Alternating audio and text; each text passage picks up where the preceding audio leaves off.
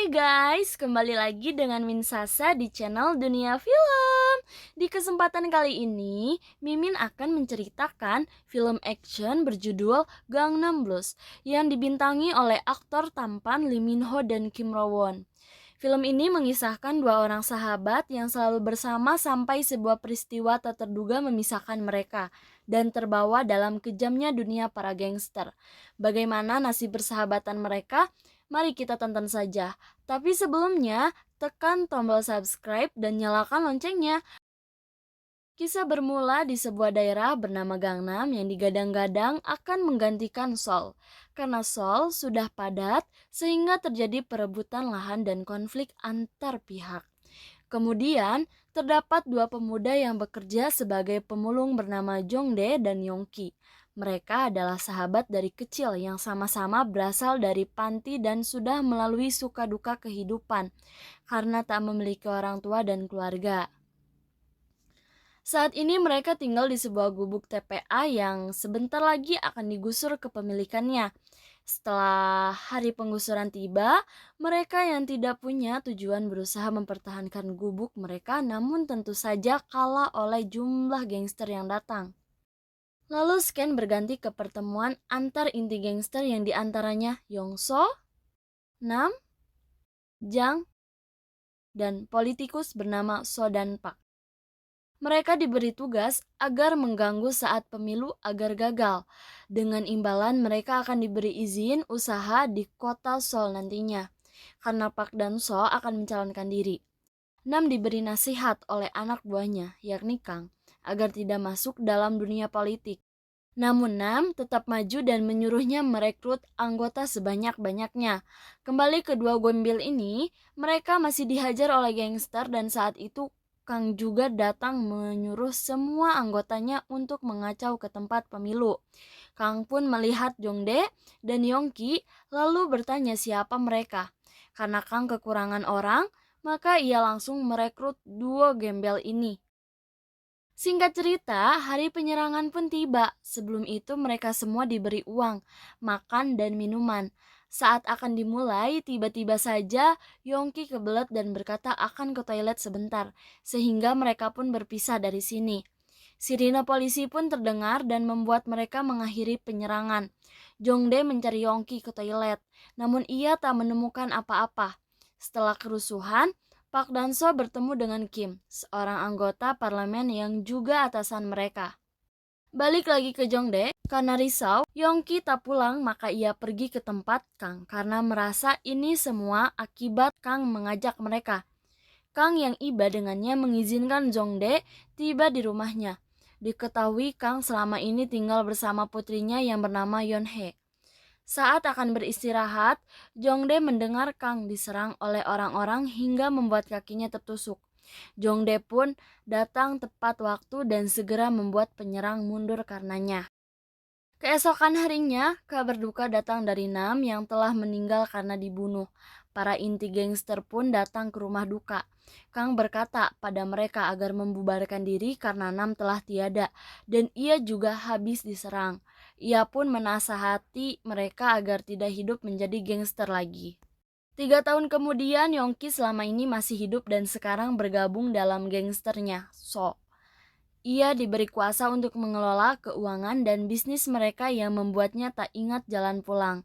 Rupanya, Park tidak lagi bersama So karena tidak sejalan dan memilih anggota lainnya, yakni Yang. Setelah beberapa waktu, Jongdae masih berada di rumah Kang dan sudah dianggap menjadi anaknya sendiri dan kakak bagi Yonhye. Kang saat ini membuka tempat laundry setelah pensiun. Ketika akan makan bersama, Kang didatangi oleh rentenir yang menagih uang dan mengancam akan membakar rumahnya jika ia tak bisa melunasi hutangnya. Jongdae yang ada di sana juga mendengarnya. Di tempat lain, kelompok Yangsu sedang berkumpul. Yongki yang diberi kekuasaan lebih membuat teman lainnya iri. Yongki juga mengembat wanitanya Yongsu, yakni Mira. Kembali ke Jongdae lagi, Karena mengetahui Kang punya hutang yang besar, maka ia mencoba menemui pengusaha properti bernama Madam Min untuk meminta pinjaman. Ia menyetujuinya, namun dengan syarat Jongdae harus membantu dia mengambil alih beberapa tanah di daerah Gangnam. Dengan trik licik, Jongdae dan Madam Min dapat menipu para petani bodoh dengan dapat harga yang rendah, lalu menjualnya dengan harga yang tinggi sehingga mendapat untung yang banyak. Lalu ia diberi uang untuk melunasi hutang Kang dan menawarkan pekerjaan dengan bayaran lebih tinggi, yaitu merampas tanah di wilayah Jang. Kemudian, Yongki ditangkap oleh anggota Jang karena dituduh telah membunuh pemilik hotel yang sekarang dikelola olehnya. Di tempat berbeda, Pak ditemui oleh Kim dan disuruh untuk menguasai wilayah Gangnam karena nantinya daerah itu akan menggantikan biaya politik mereka. Saat Jongdae pulang, ia bertemu Yonhye dan kekasihnya. Lalu ia menyarankan agar mereka segera menikah dan serahkan masalah hutang padanya saja. Sesampainya di rumah, barang-barang mereka sudah dibakar oleh rentenir. Jongdae yang marah segera menghajar mereka dan melemparkan segepok uang agar mereka tak kembali lagi. Setelah itu ia jujur kepada Kang jika ia kembali lagi ke dunia gangster dan mengajaknya untuk bergabung. Kang yang mendengarnya tidak memberikan jawaban. Kemudian, Jongdae menyelinap ke tempat berkasnya Jang untuk mencuri sertifikat tanah yang dikumpulkan oleh Jang. Setelah mendapatkannya, Jongdae mendengar suara orang sedang disiksa dan segera mengintip. Ternyata yang disiksa adalah sahabatnya Yongki dan yang menyiksanya adalah orang yang menyerang Jang dahulu. Jongdae pun langsung menolongnya serta mengajak Yongki ke penginapan untuk diobati. Mereka berdua pun sangat senang karena akhirnya bisa bertemu kembali. Namun ia berkata untuk saat ini ia belum bisa kembali bersama Jongdae karena ia telah bergabung dengan Yangsu dan sudah membuat keributan. Di tempat berbeda, Kim dan Park bertemu dengan anggota parlemen bernama Moon untuk memperluas tanah di Gangnam. Namun ia mengatakan jika tanah tersebut berada dalam wilayah konselor Su. Dan ternyata Madamin adalah anggota konselor Su. Jongdae bertemu Madamin dan meminta untuk upah pekerjaannya. Selain imbalan yang tinggi, Jongdae juga menginginkan tanah dan meminta untuk dipertemukan oleh para politisi. Madamin pun setuju dan akan mempertemukannya pada konselor Su. Yongki bertemu dengan Mira yang mengajaknya menikah dan meninggalkan dunia gangster untuk pergi jauh. Yongki menolaknya dan Mira pergi begitu saja karena kesal. Hal ini diketahui oleh bawahan lainnya dan membuat Yongki terpaksa menghabisinya. Ia pun lalu menelpon Jongdae dan meminta bantuannya. Mereka pun lalu membuang Jangsa ke danau untuk menghilangkan jejak. Lalu Jongdae mengajak Yongki untuk bergabung dengannya. Mereka pun bersatu dan menghabisi kelompok yang telah berpihak pada Pak. Di sana Jongdae juga membunuh orang yang telah menusuk Kang dan diakhiri oleh tewasnya Jang. Kemudian, Jongdae bertemu dengan konselor Su bernama Madamin dan memintanya untuk dapat bergabung karena ia telah membereskan masalah Jang. Konselor Su yang mendengarnya terkejut lalu membolehkannya masuk ke grupnya. Saat pulang, Jongdae disambut oleh Kang dengan tinjunya karena ia tahu kalau Jongdae kembali lagi ke dunia gangster. Karena sudah terlambat, Jongdae pun mengajaknya untuk kembali lagi dan ia sudah ditunjuk menggantikan Jang. Singkat cerita, Yonhye akhirnya menikah dan mereka berfoto bersama. Selanjutnya, Jongdae dan Yongki bertemu. Yongki mengajaknya untuk menyerang Yangso serta mengambil alih bisnisnya. Jongdae menolak dan membuat mereka terpisah lagi karena sudah berbeda jalan. Karena Jongdae ingin menguasai tanah sedangkan Yongki ingin berbisnis. Yongki licik merencanakan sesuatu pada bawahannya untuk memanfaatkan Jongdae di kemudian hari. Hari demi hari, Jongdae dibantu rekannya bekerja untuk mendapatkan tanah dari para petani dan warga. Setelah mengumpulkan sertifikat, ia lalu memberikan kepada Su. Saat berpamitan, tiba-tiba saja Jongdae diserang dari belakang dan membuatnya pingsan. Saat sadar, ia sudah disekap oleh Yang So dan mengancamnya untuk memberikan sertifikat kepadanya. Singkat cerita, Yongki memberitahu Kang apa yang terjadi pada Jongdae dan mereka merencanakan sesuatu. Saat disekap, Jongdae diberi makan oleh anak buah Yongki yang di dalamnya terdapat silet untuk melepaskan dirinya. Di saat yang tepat, rombongan Kang datang dan berpura-pura menyerahkan sertifikat. Setelah Jongdae lepas, barulah mereka mulai bereaksi dan menyelamatkan Jongdae. Mendengar itu, Yang So marah dan berkata bahwa ada pengkhianat di antara mereka. Kang yang tengah mengobati Jongdae berkata bahwa secara tak langsung ini membuatnya kembali lagi ke dunia gangster. Singkat cerita, Kang dan anggotanya tertangkap polisi dan Su pun ikut tertangkap.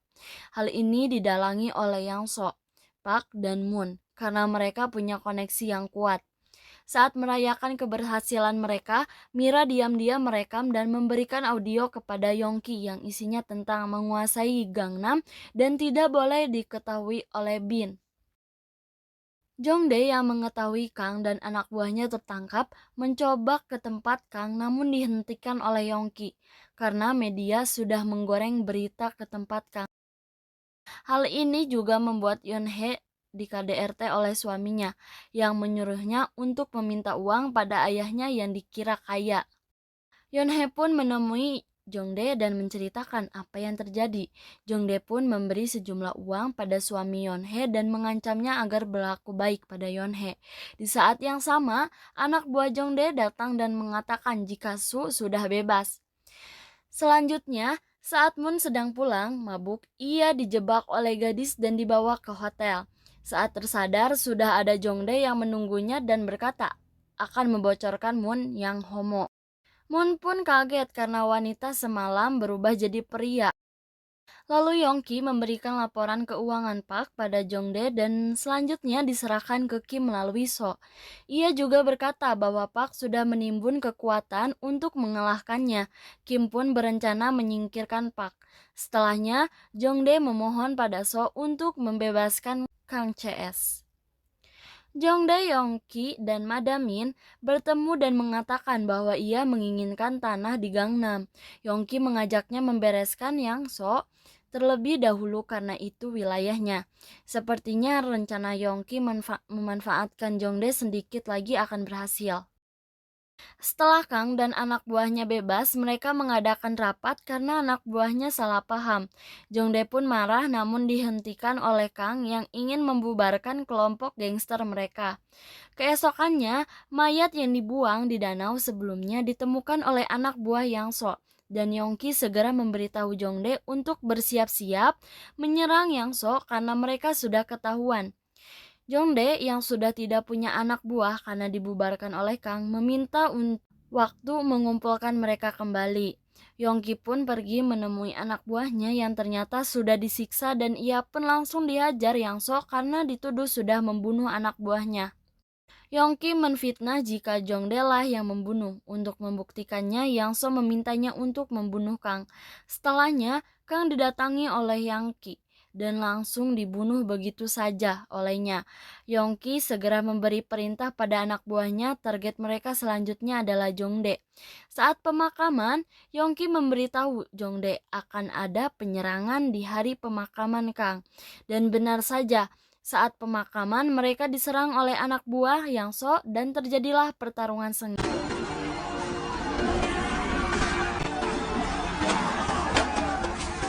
Yongki dan anak buahnya juga datang dan membantu kelompok Jongdae.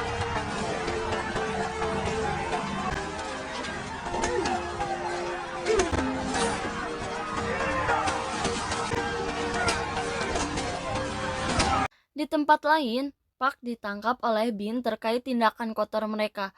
Su pun menemui Jongdae dan berkata akan memberikan tanahnya jika ia berhasil menghabisi Park, hingga Yang So serta Yongki. Saat menghabisi anak buah Yang So, Jongdae diberitahu bahwa yang telah membunuh Kang adalah Yongki, dan target selanjutnya dari Yongki adalah dirinya. Yongki kini mengambil alih kekuasaan Yangso dan menikahi Mira. Saat di rumah, Jongdae mengenang Kang dan menemukan barang-barang milik mendiang. Salah satunya kartu keluarga yang berisi bahwa Jongdae sudah diangkat menjadi anaknya. Ia pun terpukul atas kejadian yang menimpa Kang dan berniat balas dendam. Setelahnya, Jongdae pergi ke bioskop seperti yang direncanakan Yongki sebelumnya. Di sana juga ada Yangso dan anak buah Yongki sedang menunggu Jongdae di toilet. Saat Yangso ingin membunuh Yongki, Jongdae datang dan mereka membunuh Yangso bersama. Setelahnya, Yongki mengajak Jongdae untuk ke toilet dengan dalih akan menyingkirkan mayat Yangso. Jongdae yang sudah mengetahui niat buruk Yongki langsung menembak lengannya dan berkata, "Anak buahku sudah membereskannya." Jongdae juga sudah tahu bahwa sahabatnya lah yang membunuh Kang. Yongki beralasan ia terpaksa karena ingin bertahan hidup. Saat Jongdae ingin membunuhnya, Yongki memohon ampun dan Jongdae yang tak tega menyuruhnya agar pergi jauh dan tak berjumpa lagi. Di akhir cerita, setelah mereka berpisah, Jongdae dibunuh oleh seseorang di kereta dan Yongki ditembak mati. Mereka berdua dibunuh oleh orang suruhan Su karena ia tak ingin ada saingan lagi. Dan Gangnam sudah menjadi kota yang maju beberapa tahun setelahnya. Oke, sekian cerita dari alur film kali ini. Mimin pamit dulu. Jangan lupa nyalakan notifnya untuk update film terbaru dari channel Dunia Film. Terima kasih yang sudah menonton. Sampai jumpa dan bye-bye.